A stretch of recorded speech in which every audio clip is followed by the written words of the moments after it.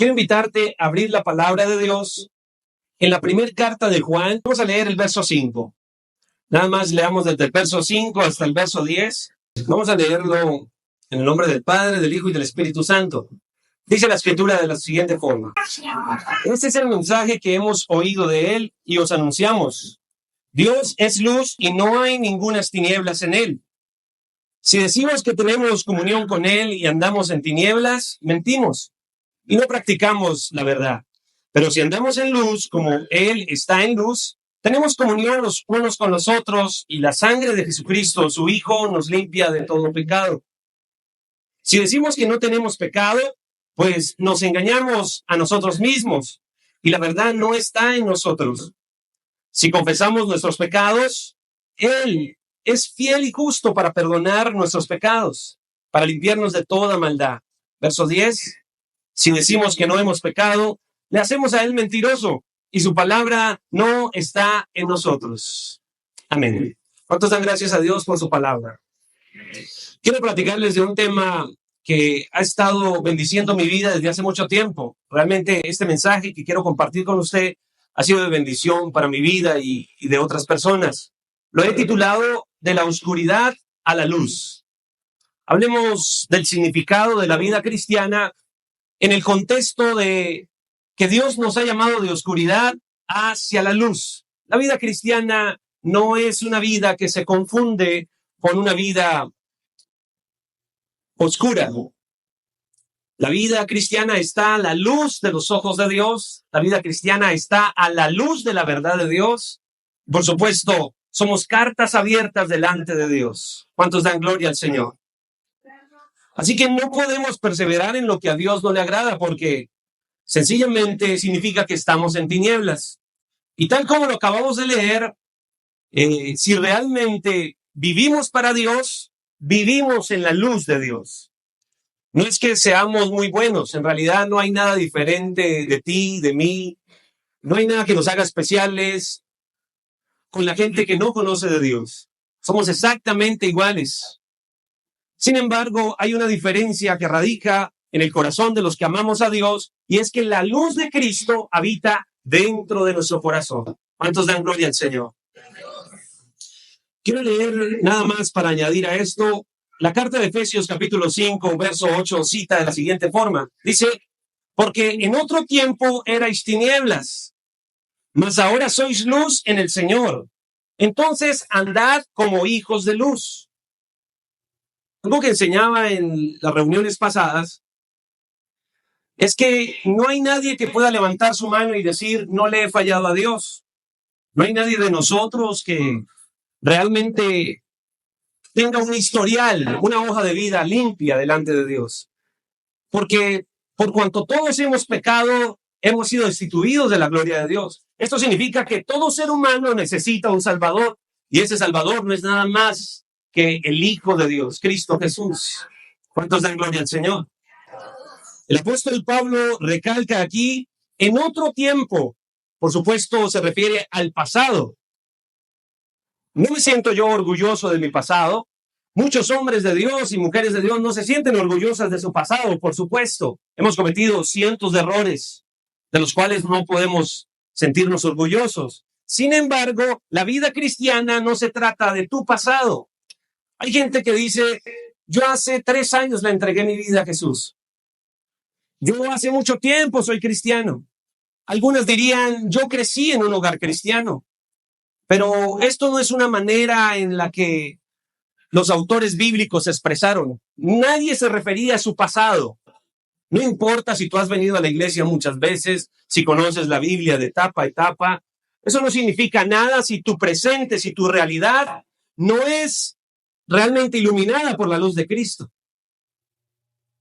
Jesús enseñó que a la gente, a las personas las conoceríamos no por lo que dicen ser, no por lo que sienten ser, sino por sus frutos, sus acciones. La manera en que nos comportamos demuestra si estamos andando en tinieblas o andando en la luz. Por favor, leamos nuevamente este pasaje de Efesios.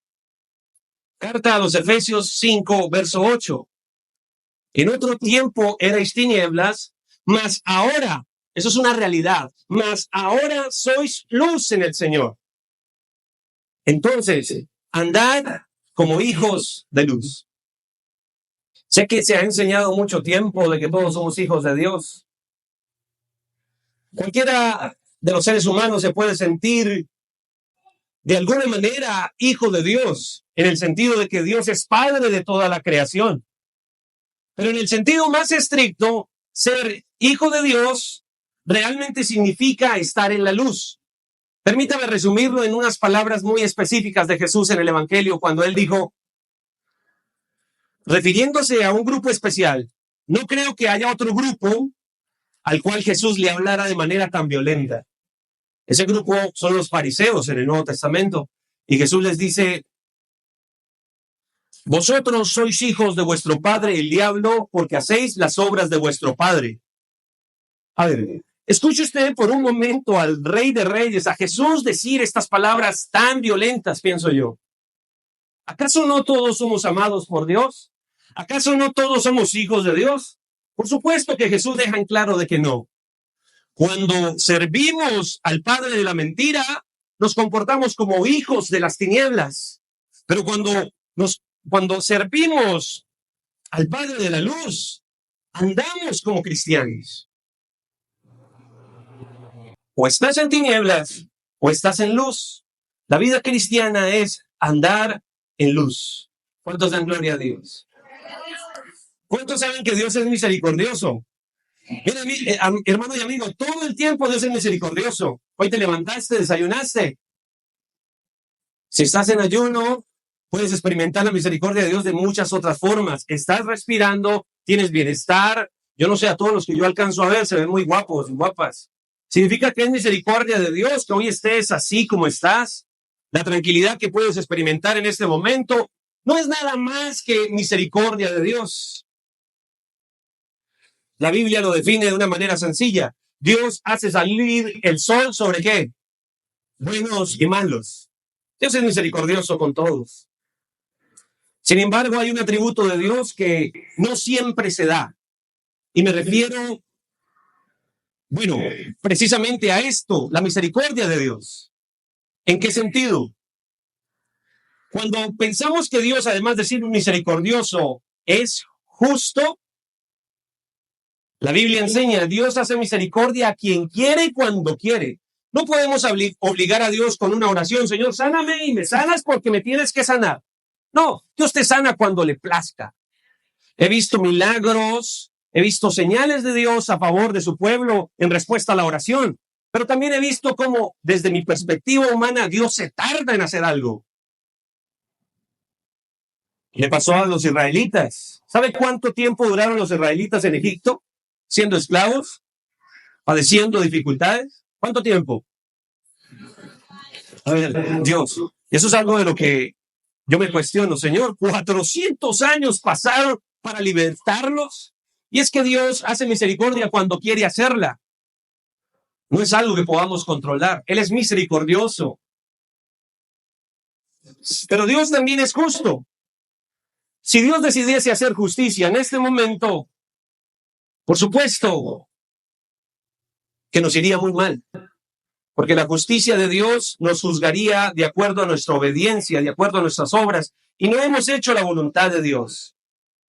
Entonces, hemos disfrutado la misericordia de Dios, y por misericordia de Dios no ha llegado su juicio aún. Hoy estás con vida. Hoy muchas personas no pudieron levantarse como tú.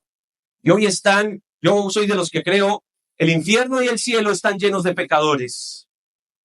El infierno está lleno de personas que no se arrepintieron. El cielo está lleno de pecadores que se arrepintieron y entregaron y confiaron en el único que podía salvarlos. Y pienso que hay dos clases de misericordia de Dios. La misericordia que se extiende a todos los seres humanos. Pero Dios no se complace.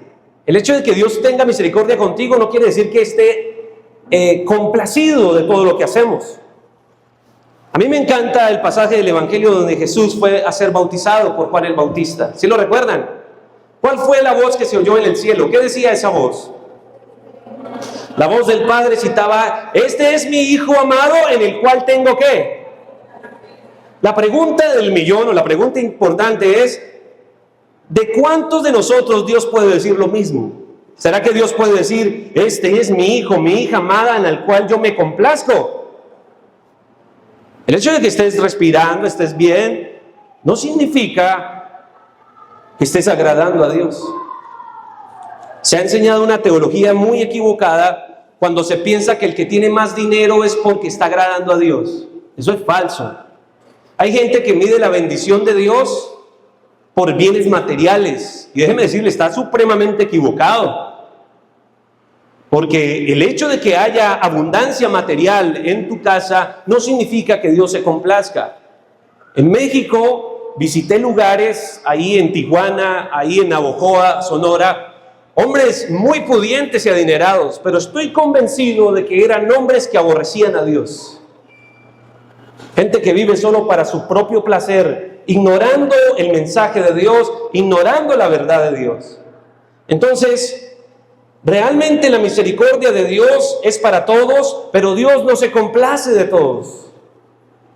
¿Cuántos están entendiendo el mensaje de esta noche? Volvamos nuevamente a la carta de Efesios 5:8. En otro tiempo erais tinieblas, mas ahora sois luz en el Señor, andad como hijos de luz. Andemos como gente que complace y agrada a Dios. De eso se trata la vida cristiana. La vida cristiana no se trata de agradar al líder, de agradar a la iglesia, de agradar a su familia. No, a veces los vamos a desagradar inevitablemente. A veces tu hermano va a hablar mal de ti y a veces es imposible controlar eso. A veces, no sé, se crearán diferencias, pero no puedes vivir queriendo agradar a las personas porque te vas a desilusionar. Vive como una persona que quiere agradar todo el tiempo a Dios. Eso es diferente. Andad como hijos de luz. Para comienzos de 1908, en la ciudad de Manchester, en Inglaterra, el científico químico matemático británico llamado John Dalton describió por primera vez una alteración llamada así, genética, llamada daltonismo. Esa enfermedad o alteración recibió su propio nombre. John Dalton. Es una enfermedad que provoca deficiencias en el color. A lo mejor muchos de ustedes ya la conocen. Normalmente las personas daltónicas no pueden distinguir entre los colores. La vida de Dalton padecía esta alteración. No fue nada sencilla para él. Imagínense por un momento ser un niño, salir a jugar y no poder diferenciar entre los colores. La vida para un daltónico no es sencilla. Tiene sus complejidades. ¿Para qué le cuento esto? ¿Para qué le digo esto? Si lo llevásemos a una mirada espiritual, ¿se ha preguntado qué pasaría si un creyente sufriera daltonismo espiritual? Me explico. Que en realidad no pudiera distinguir entre lo bueno y lo malo porque no tiene ni idea de qué agrada a Dios.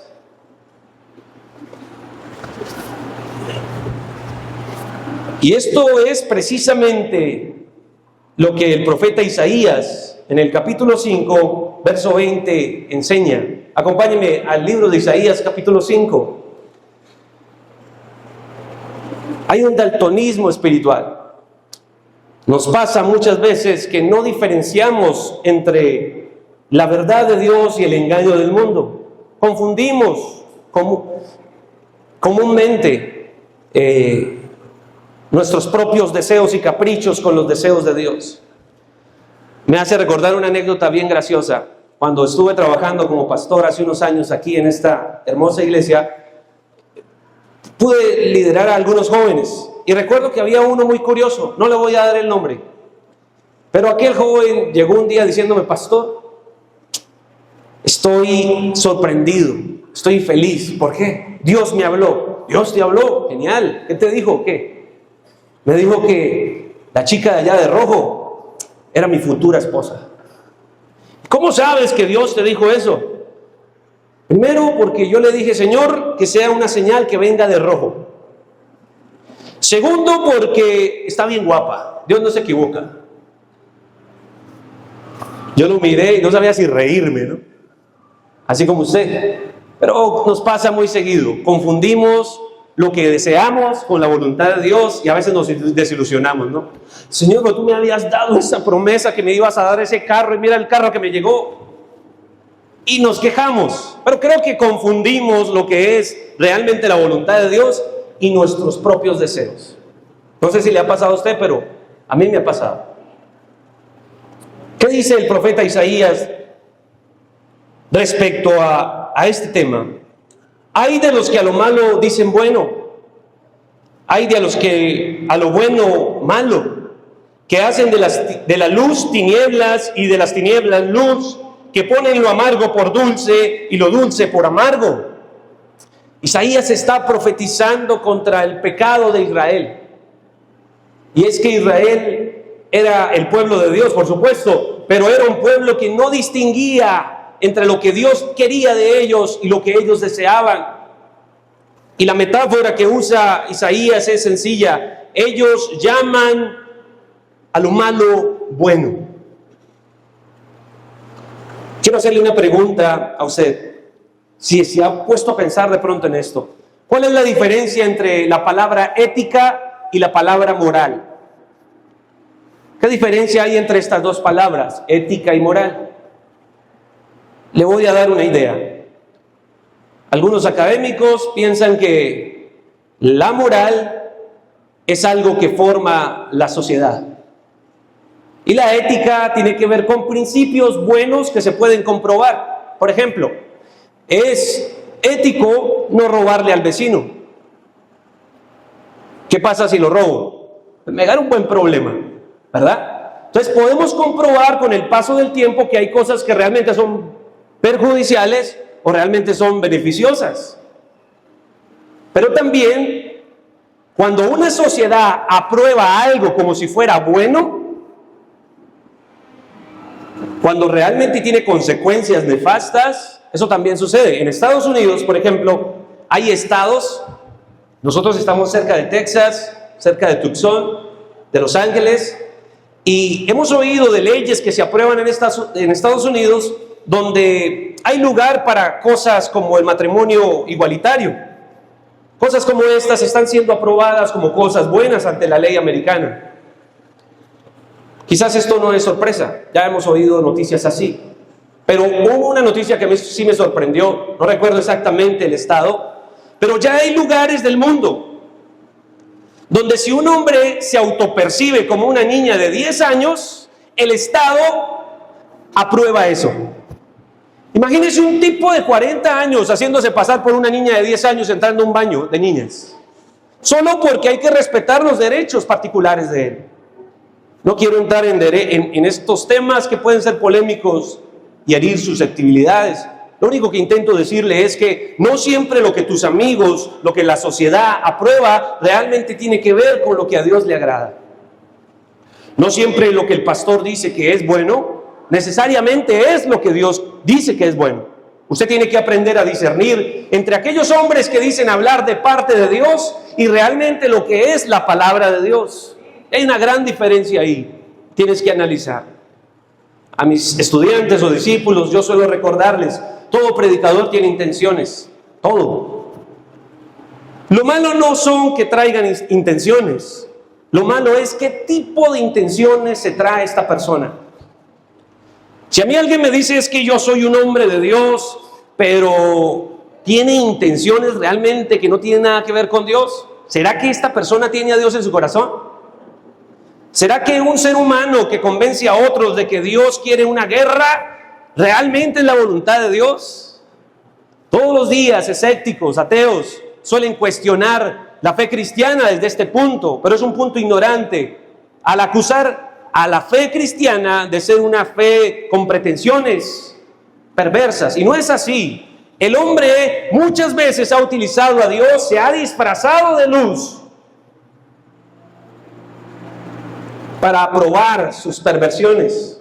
Y esto sucede comúnmente y es triste. Lo que quiero que usted entienda es que este problema viene de atrás. El profeta Isaías se lo declaró al pueblo de Israel. Aquí hay gente que está llamando a lo malo bueno. No saben discernir, no entienden qué es luz, no entienden qué son las tinieblas, porque viven en las tinieblas. Y quisiera tomarme un tiempo para mirar esto un poco más a fondo. En primer lugar, para muchos hombres, el pecado no se muestra como pecado. Ser capaces de mentir, de robar o cualquier otro pecado, por supuesto es una idea horrible, pero a veces hay tanta perversidad que después de hacerlo no sintamos haber cometido algo malo. Eso sería algo mucho peor. Todos los seres humanos recibimos un regalo de Dios que es una conciencia. Nuestra conciencia nos acusa. No existe un líder, no existe un pastor, no existe un papa, no existe un cardenal, no existe ninguna autoridad más grande que nuestra propia conciencia. Dios usa nuestra conciencia para que esta conciencia en nuestra vida nos advierta. Nuestra propia conciencia humana da testimonio de que Dios ha escrito la ley en nuestros corazones, como dice el libro de Romanos, capítulo 1, capítulo 2. Entonces, cuando el ser humano, aún así, cuando sabe que está mal, y lo hace tantas veces que empieza a experimentar placer de hacer el mal, querido amigo y querido hermano, ahí es cuando los corazones se endurecen a tal punto que se complacen en hacer la maldad. Hay estudios sobre estos casos. Esto es algo sensible, pero nada más voy a darle un paso. Hace muchos años yo recuerdo a un hombre que se bajó de una moto. Yo no vi el caso, pero lo leí en el periódico. Mi papá lo compraba. Y recuerdo que ahí en el malecón de Girón fue muy famoso esa noticia, porque él se baja de la moto, saca un puñal, entra a una de esas discotecas y puñalea a una persona a sangre fría ahí. Y sale, no salió corriendo, no salió asustado. La experiencia, o por lo menos la noticia muestra que fue una experiencia donde este hombre salió como si fuera a quitarle un helado a una mascota. Por supuesto, la historia de la humanidad nos ha mostrado que hay hombres que han creído que su crueldad, su maldad está bien. Adolfo Hitler pudo haber muerto convencido de que matar 3 millones de judíos estaba bien. Un líder religioso en dicha época pudo haber muerto convencido de que estaba agradando a Dios, matando a personas que no coincidían con sus ideales religiosos. Pueden haber cristianos entre nosotros mandando al infierno a todo el que puede, haciéndole daño a otras personas en nombre de Dios. Y hay mucha gente convencida de que está haciendo algo bueno cuando realmente está destruyendo lo que Dios ama.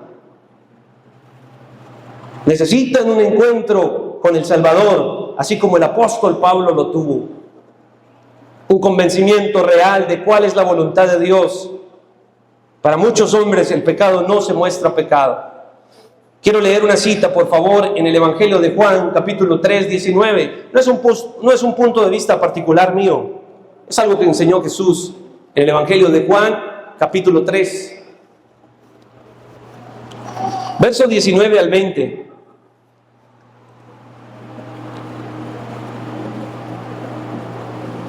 El Evangelio cita: esta es la condenación. Este es el gran problema, este es el gran juicio de Dios. Esta es la condenación, que la luz vino al mundo. Y los hombres, ¿qué dice que hicieron los hombres?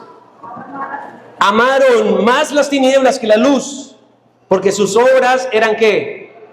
¿Cómo sabes que estás amando las tinieblas? Porque tus obras son en tinieblas. ¿Cómo sabes que estás amando a Dios?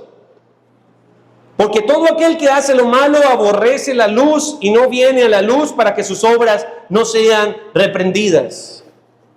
El mensaje cristiano es rechazado todo el tiempo. No existe un mensaje tan rechazado como el mensaje cristiano en el mundo.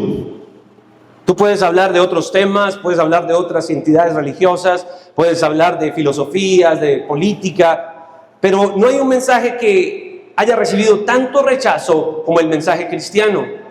Y la principal razón es esta: de que el mensaje cristiano no es fácil de recibir, porque es un mensaje que te invita a amar la luz. Es un mensaje que alumbra tus malas obras para que seas corregido, para que seas limpiado y perdonado, y para que lleves una nueva vida. ¿Tú crees que todo el mundo quiere esto?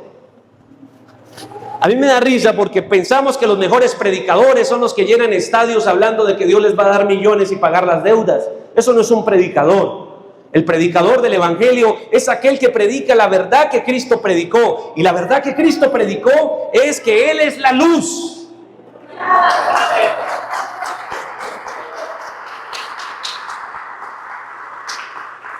Aborrecemos la luz si no venimos a la luz. ¿Qué pasa cuando vienes a la luz? Tus obras van a ser reprendidas. Hey, Andrés, ¿estás convencido de que esto que estás haciendo está bien? Pero yo te digo que no. Aunque tus caminos parezcan derechos, realmente te están desviando de la voluntad de Dios.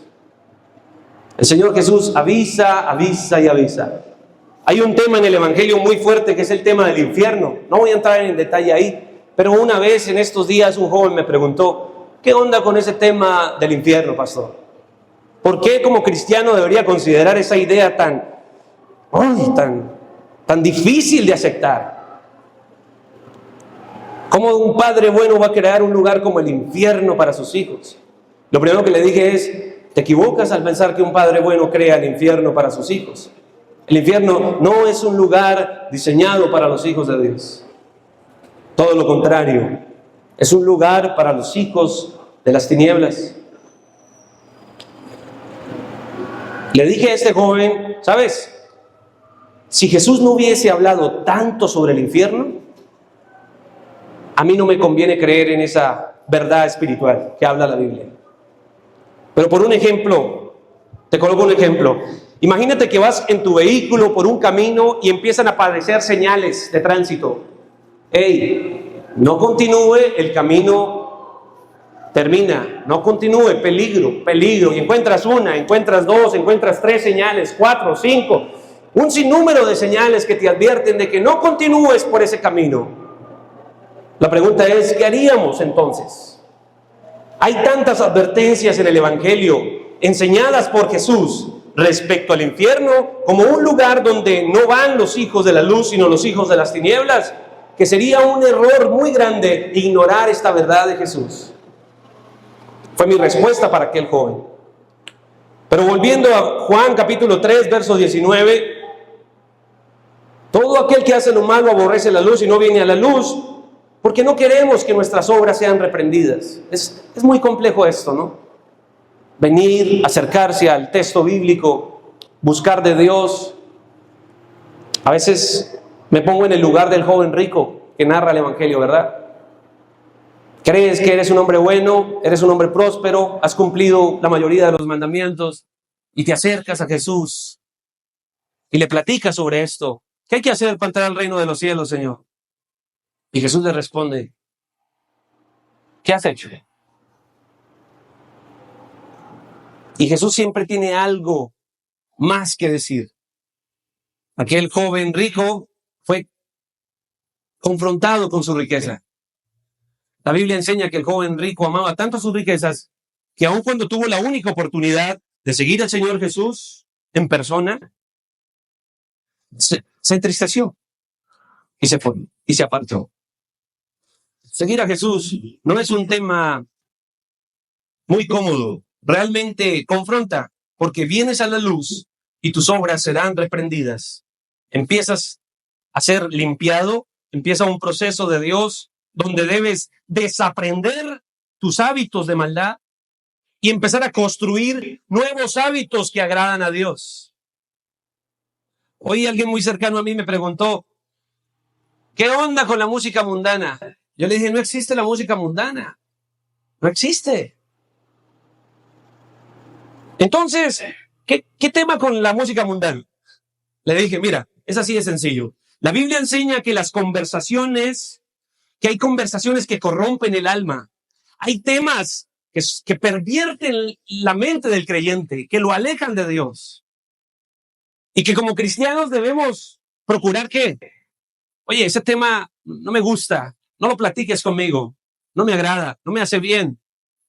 Y nos apartamos.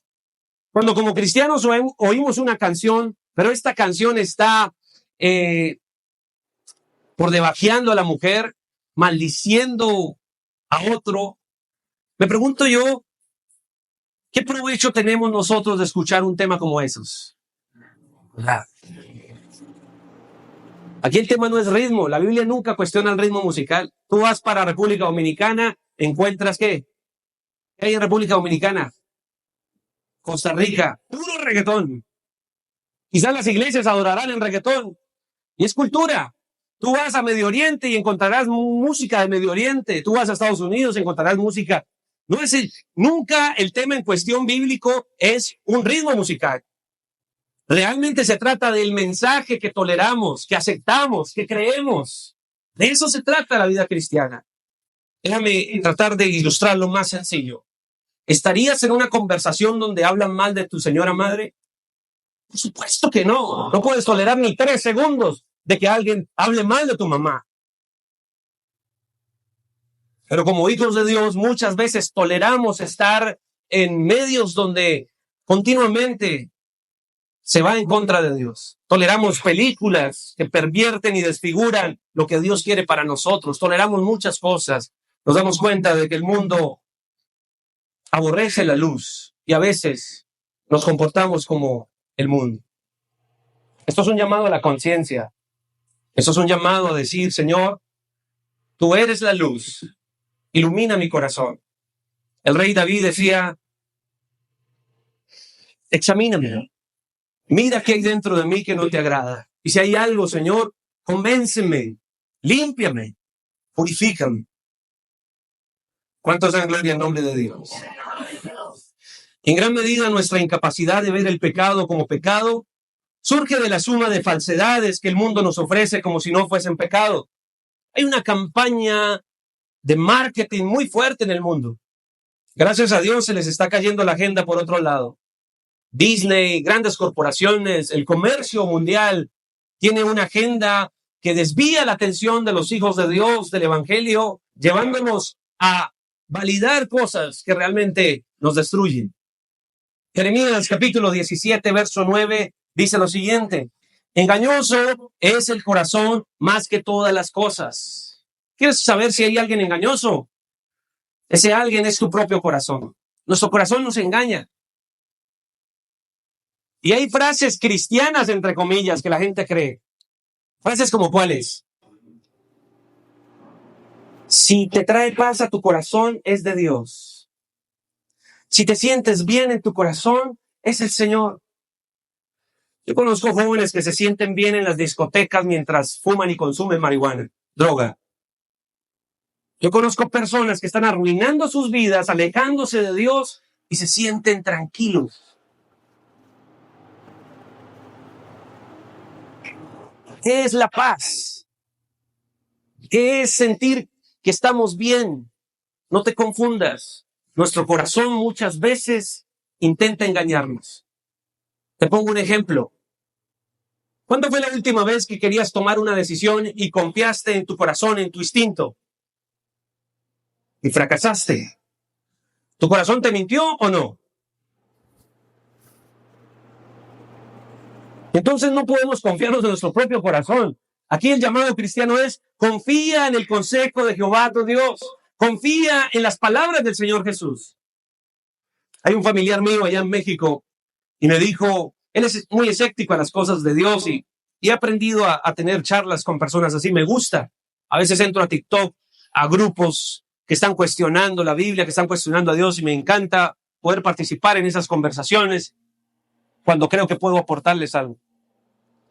Y este familiar me dice,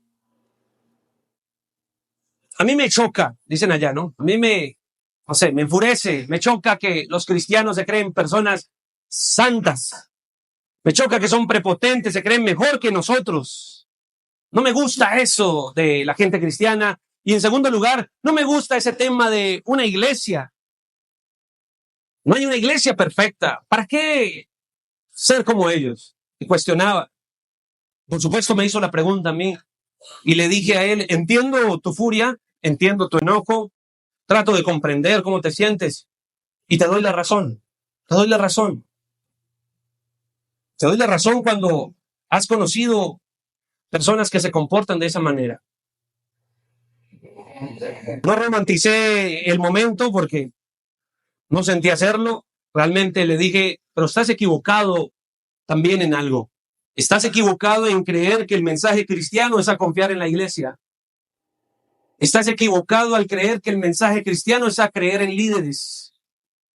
Estás equivocado cuando pones tu confianza en una institución. Realmente estás equivocado. El mensaje cristiano es: pon tu confianza en el único autor y consumador de la fe, que es Cristo Jesús.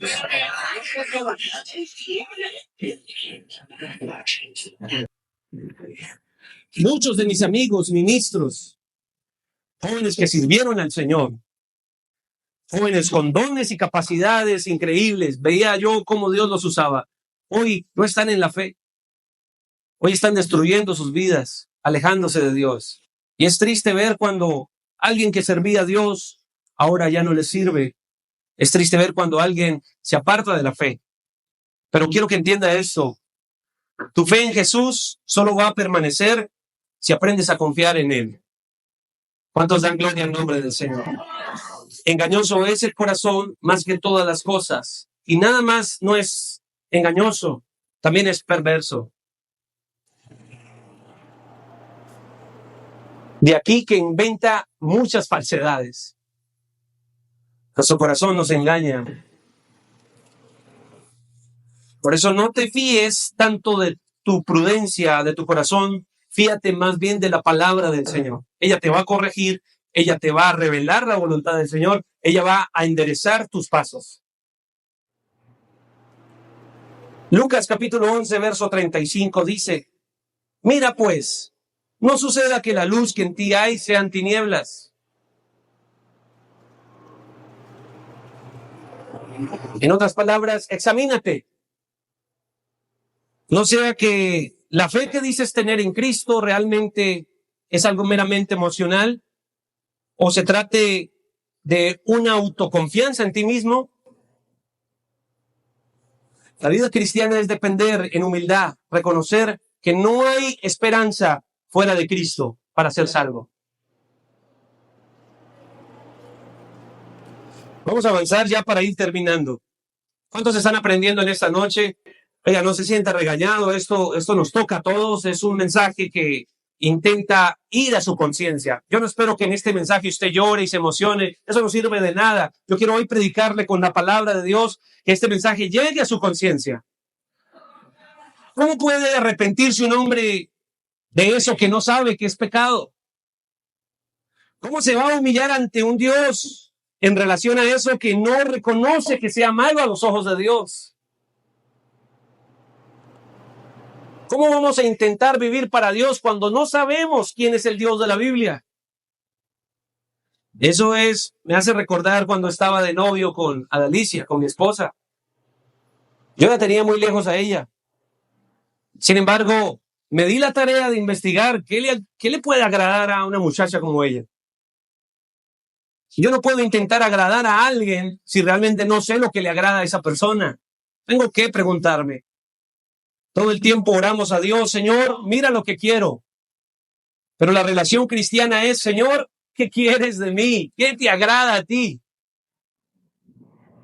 Vamos a leer, por ejemplo, Lucas 18:9. Perdóneme si lo llevo a muchas citas bíblicas, pero creo que esto se trata de esto. Amén. Lucas capítulo 18, verso 9.